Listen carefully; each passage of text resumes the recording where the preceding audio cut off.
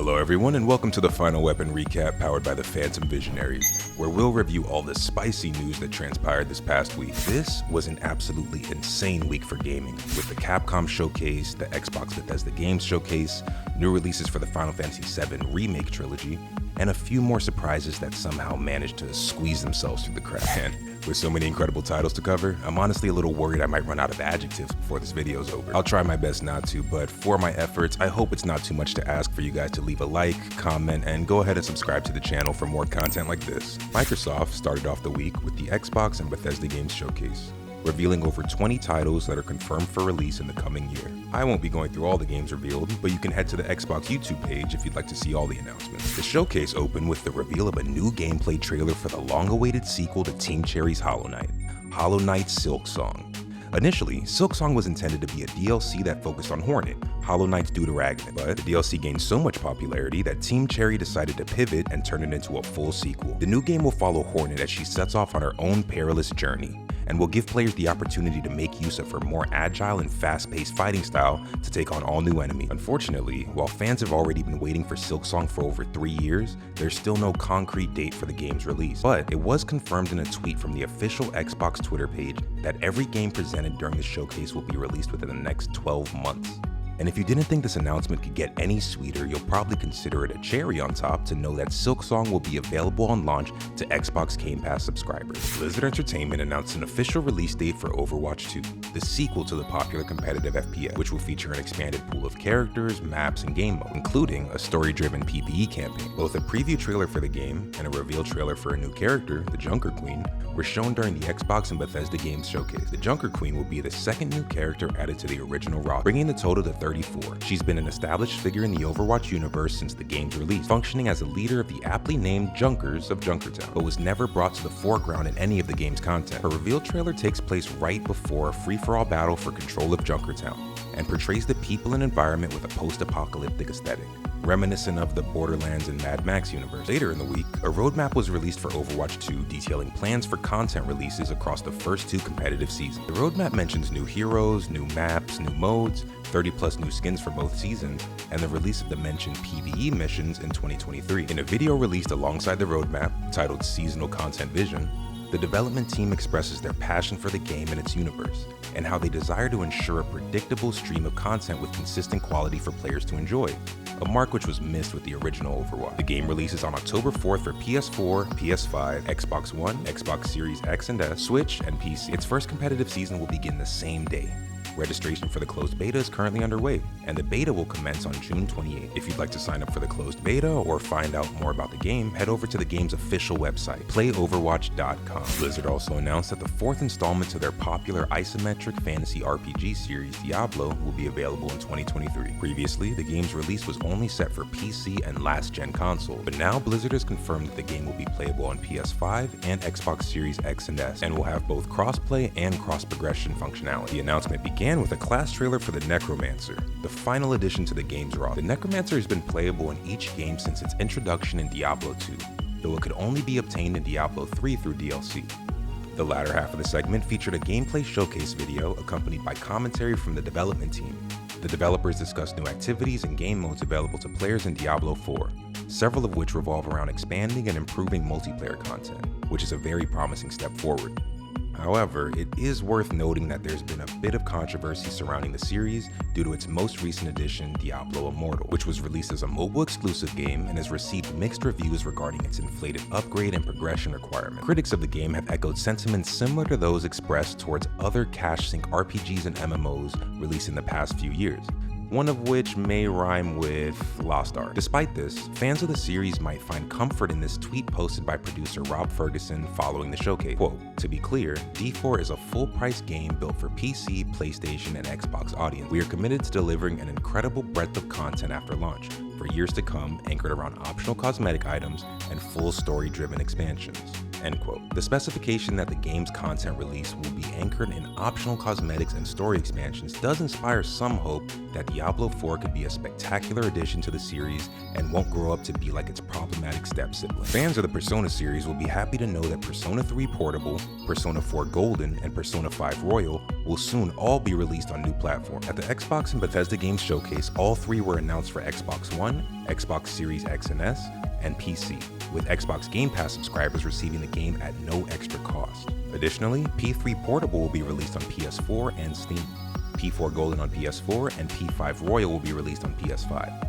Presently, only P5 Royal has a confirmed release date, October 21st. However, there will likely be more information on release date for P4 Golden and P3 Portable in the near future. If you'd like to keep up with the latest information regarding these titles, you can find a link below for a website dedicated to their release. Xbox and Turn 10 Game Studios announced Forza Motorsport, the next racing simulation game in the Forza franchise. Successor to 2017's Forza Motorsport 7, the game was built from the ground up for Xbox Series X and S consoles and uses an overhauled physics system. It features real-time ray tracing, fully rebuilt tracks, and dynamic day and night cycles. On an even more impressive level, the damage to cars in the game is reproduced down to the individual scratches that form, their appearances based on how the physical aspects of the environment interact. The specifics of how paint peels under certain conditions, wheel abrasions, and even dirt buildup are all taken into account to bring an almost otherworldly realism to the game. In other Forza-related news, Hot Wheels will be returning to Forza Horizon 5 with a new expansion that lays claim to some of the fastest, most extreme tracks ever in a Horizon game. The expansion also includes a Hot Wheels creation kit that gives players the freedom to design and build their own dream Hot Wheels car. You can pick up Forza Horizon 5 Hot Wheels on July 19th for $19.99. Hideo Kojima made an appearance to announce that he's collaborating on a game with Xbox Games. Kojima believes that with Microsoft's cutting-edge cloud technology and changes to the industry's trends, he can now develop a game that he's been desiring to make for a long time. Kojima stated that he will be challenging himself to create this never-before-seen concept. There are currently no more details available regarding the nature of the game Kojima seeks to develop, but he hopes to make some exciting news in the future. At the end of the showcase, Bethesda's game director Todd Howard revealed the official gameplay trailer for Bethesda's newest epic role-playing game, Starfield. Formerly announced during an E3 press conference back in 2018, there's been a great deal of interest surrounding Starfield due to its nature as the first new IP from Bethesda in over 25 years. The game takes place over 300 years in the future in a distant region of space. Players will take on the role of space explorers and navigate through a region that was ravaged by war 20 years prior and is currently in a state of uneasy peace. Players will explore and gather resources on far-off planets, fend off members of hostile factions, meet with officials from an organization of space explorers, build and customize their own spaceship, recruit crew members, and possibly far more. Starfield isn't the first attempt to create a game on this scale, but the depth of detail shown in the gameplay trailer is beyond stunning. And if Bethesda manages to pull it off without the interplanetary version of ragdolling dragons, I'll forgive them for not giving any updates on Elder Scrolls 6. Capcom followed up with some interesting reveals and announcements this Monday at Capcom Showcase. There was a bit of talk about an upcoming Street Fighter title, Street Fighter 6, and a few smaller game announcements. But there's one series in particular that caught a lot of attention. Several titles from the famous survival horror series have been re-released for newer platforms after receiving a few updates to supported features. Resident Evil 7, Resident Evil 2 Remake, and Resident Evil 3 Remake have all been made available on PlayStation 5 and Xbox Series XS. All three now support 4K resolution, high frame rate, ray tracing, and 3D audio. And anyone who owns them on PlayStation 4 or Xbox One will receive free upgrades to current-gen versions. A new edition of Resident Evil Village was announced for PS4, Xbox One, and PC. The new Resident Evil Village Gold Edition will include the Winter's expansion, which comes with several DLC features including one entitled The Mercenaries Additional Orders, which unlocks new stages and playable characters, including everyone's favorite maternal figure, Lady Dimitrescu. Resident Evil Village Gold will be released simultaneously with the online multiplayer title Resident Evil Rebirth, which pits players against one another, putting their skills to the test. Both titles release on October 28th, and Resident Evil Rebirth will come free with the purchase of Resident Evil Village. Capcom also released the final trailer for Monster Hunter Rise Sunbreak, which goes live on June 30th. The trailer gives fans a glimpse of the new locales they'll explore and a peek at some of the terrifying monsters they'll have the privilege to repeatedly die to. With the new regions, players will gain access to the new headquarters, El Gato, where they'll meet several fresh faces like Admiral Gallius and Master Arlo. These newfound allies can be recruited along with some old friends for follower collab quests, in which players are accompanied on hunts by characters featured in the story, which might create some completely new experiences. There are also prominent changes to the hunting actions introduced in Rise, with new Silkbind abilities for every weapon and the addition of Switch Skill Swap, which allows players to change their equipped Silkbind skills mid-combat. If you'd like to learn more about the weapon changes, each one has a video on the Monster Hunter YouTube page that walks through all its new abilities. Additionally, Capcom released the expansion's initial roadmap, which revealed its first free title update set for August 12th.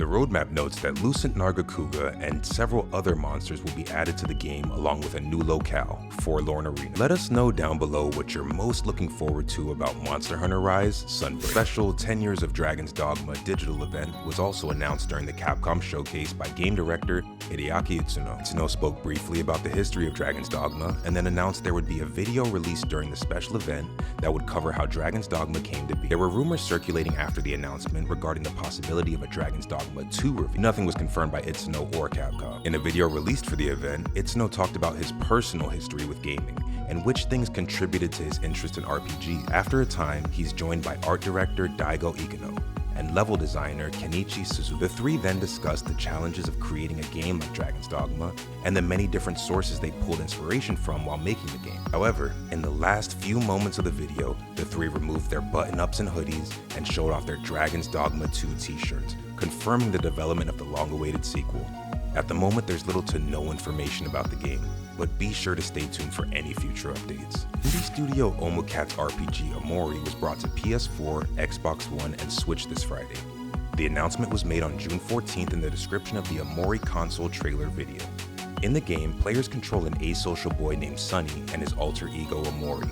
The two traverse both the real and surreal worlds as they attempt to overcome their fear. The game features a branching narrative with multiple endings and a turn-based battle system in which characters' moods fluctuate in response to the opponent's action, resulting in different stat bonuses based on their present mood. Omori is included with an Xbox Game Pass subscription, but you can also purchase it on the PlayStation Store, Nintendo eShop, the Microsoft Store, or you can grab a physical copy of the game at your local retailer. And now, to end this exceptionally content-loaded week, Square Enix. The company announced that pre-registration is live for Octopath Traveler Champions of the Continent on iOS and Android.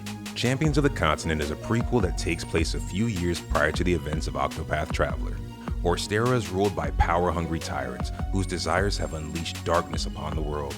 In the game, players journey across the lands and meet the few who resist the darkness and take part in strategic command-style battles that can require you to control up to 8 party members. The game also boasts a roster with over 64 characters on launch, which gives players a wide range of options for team composition. In the last Final Weapon recap, I mentioned that Square Enix producer Shinji Hashimoto had retired after a 28-year run with the company. Well, it turns out while he's retired from the company, he had no plans of retiring. On Wednesday, Hashimoto announced via Twitter that he's started work as a senior advisor at Sony Music Entertainment, as well as a board member at their subsidiary ForwardWorks. Hashimoto says that he's turning over a new lead, but that he's not able to share exactly what it is he's doing in these new roles just yet.